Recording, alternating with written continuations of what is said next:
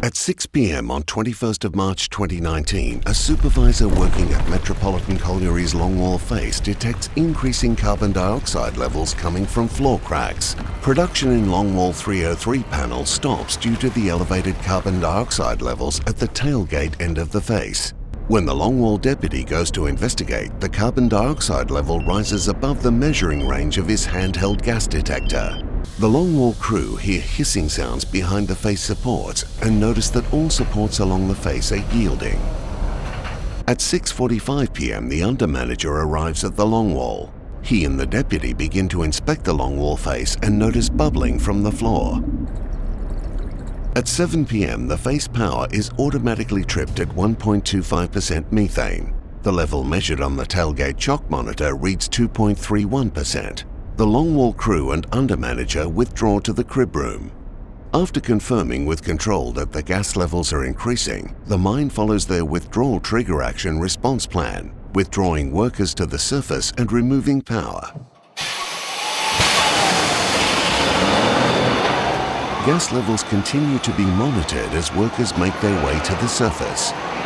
By 8:45 p.m, the 70 underground workers are out of the mine and accounted for on the surface.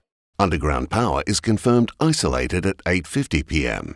All mine entrances are barricaded to prevent access.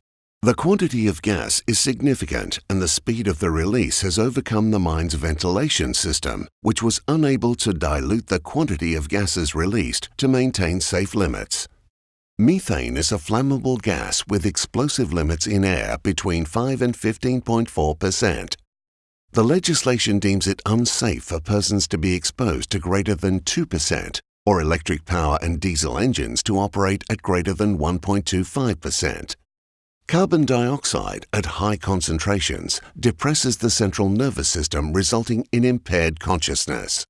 The legislation deems it unsafe for persons to be exposed to greater than 1.25% on a time-weighted average or 3% in short-term exposure.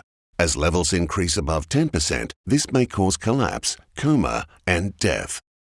Both methane and carbon dioxide displace oxygen. Normal air has 20.9% oxygen content. Current legislation deems it unsafe for oxygen levels to be less than 19.5%. In the longwall 303 return airway, the gas levels peaked at 16.1% methane and 15.9% carbon dioxide, with the oxygen reduced to 13.5%. Further outby in the Northwest Mains return, the gas levels reached 4.3% methane and 4.6% carbon dioxide. At the base of the upcast shaft, the gas levels reached 3% methane and 4.16% carbon dioxide.